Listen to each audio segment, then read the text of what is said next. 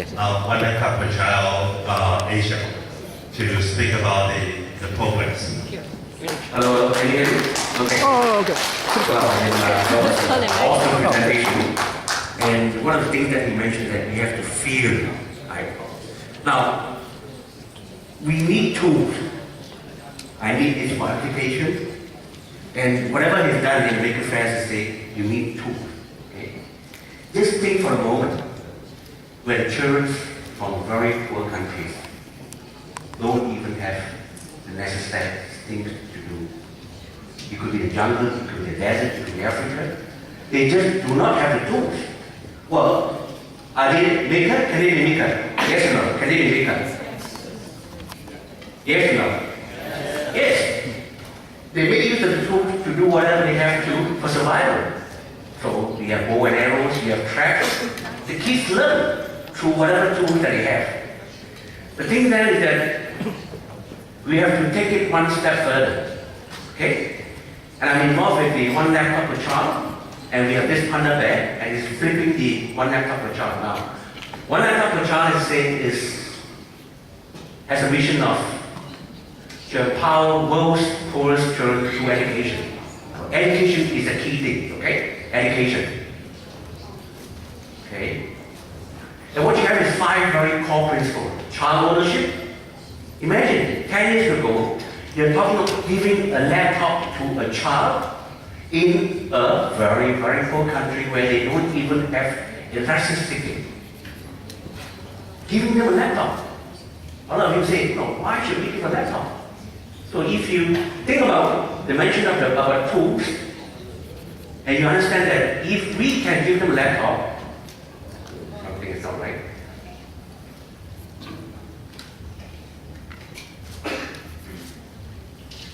Can I have the previous one?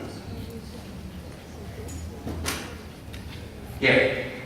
If the kids have the laptop, they have the tools for the hacking.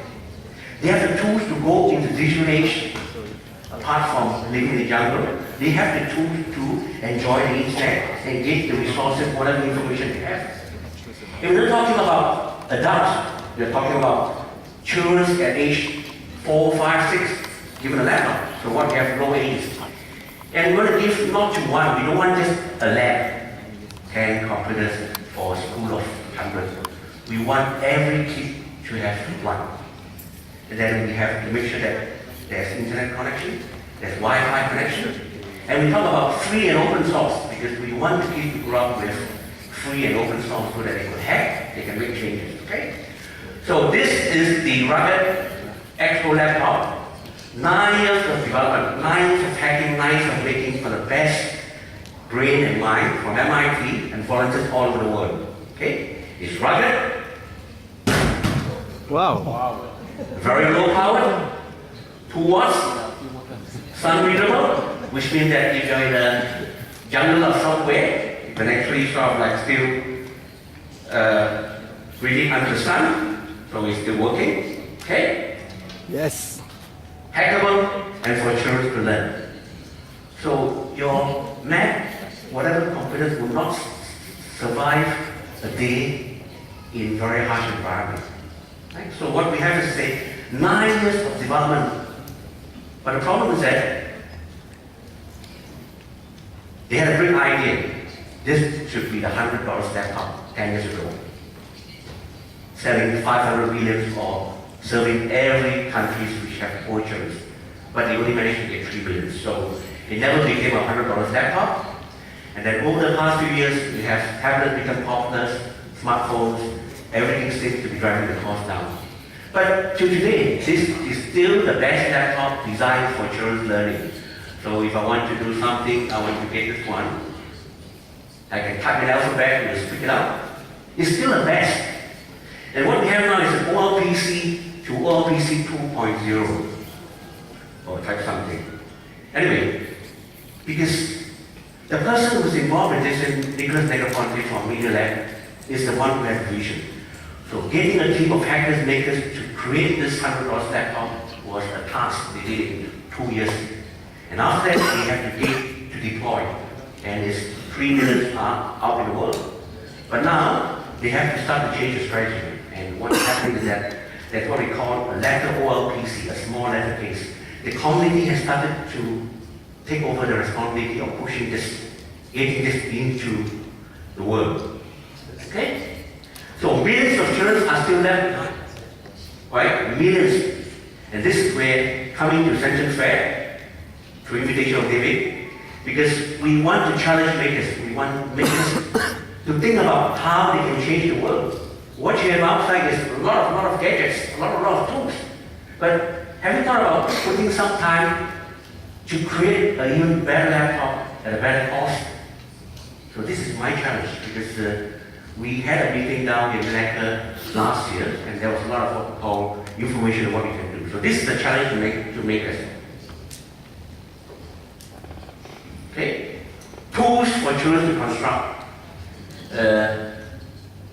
The workshop that he has, this is my workshop when I was young. And the Japanese speaker mentioned of Bruce Lee. I used to turn a lot of nunchaku from this workshop because I made a lathe out of wood and used that lathe to create a lot of nunchaku, the double stick for fighting, you know. So anyway, what I'm trying to say is that we need tools for children to construct. And I want you to think about what kind of tools which is needed, because the tools that you will design, the tools that you will manufacture, the tools that you will get into the hands of children would be used in very rough manner. Okay? Now, and this is where the challenge comes in. Building quality, low-cost digital devices for poor and all children.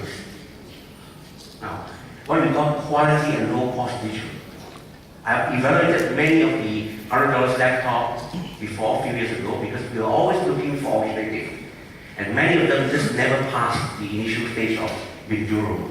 If I drop it, it will break. Okay? Or even if I don't use it for a very long, it will break. This has been into the oven. It has been baked. Right? It has been to very high up in altitude where temperature is very different. Right? It has been designed as such that young children will not have the skin burn as a result of heat. I can put it on my laptop, it doesn't hurt because the heat is dissipated from there. So the key is quality. And that's where Shenzhen has the manufacturing capability to do quality products, because countries all over the world, or even in Asia, are thinking about tablets, they're thinking about many of these devices. But then if you have a return rate of a damage rate of 50%, 40%, then the government will just not buy anymore. Okay? So everything should be made simple as possible, but not simpler. Now, this is the key point, because the tablet has been made so simple that everybody is using it. But you have a repercussion because it's so simple that they can't do anything much more, because that's what the touchscreen affords. So the key is you have to make it in such a way that it's simple but not simpler. Because if you are in the hacking or in the making community, you need the children to grow up through some challenges. They have to learn how to put up the computer, they have to put things in. So this is actually, as you're playing, you're actually making. Okay? And what we call tools of personal expression. This Walter Bender was the Sugar Lab, is the person who actually wrote the interface for this one. It's designed in such a way that it's very user-friendly. Go out to sugarlab.org, you can download it, you can put it into your laptop or desktop, and you can use it. But as I say, if you wanted to have a total full experience, then this would be best. Okay? And what he says is that the tool for personal expression. But nowadays, with tablets and all that, a lot of schools are buying into the tablet and phones. In Hong Kong, as an example, teachers tell me, I'd like to use netbook, but netbook is not in production. So we are forced to use tablet. Right? So we need to think about how we can counteract this simplification. They call it what they call Disneyfication of media. Further erodes the opportunity for personal expression by young learners. Okay?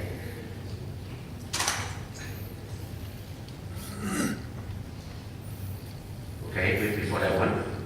So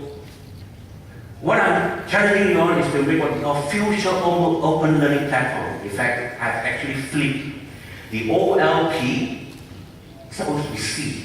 When I flip it, it becomes a D. I'm talking about flipping the OLPC model into open learning platform devices. And one of the reasons why OLPC did not really have what we call, it has a mission, but it's not into the market. The reason is because when you have a market for this machine, if you give to poor countries, your children may have the laptop taken away and sold in the market. But if we create platform devices which sold it, then basically, as I say, it can serve both as a mission and as a market. And I'd like to leave this message to you. My time is up. The future generation is your future. And you think about the circle in that one. There are more people living inside this circle than outside of it. So basically, there are more children living inside this circle than outside of it.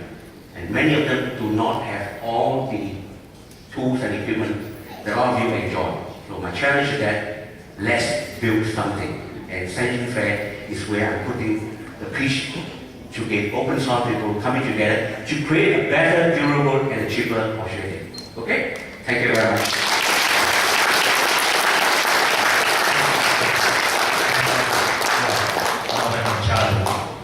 Do the next Maker PC for the children around the world. Congratulations. Next up, Okay. William has been teaching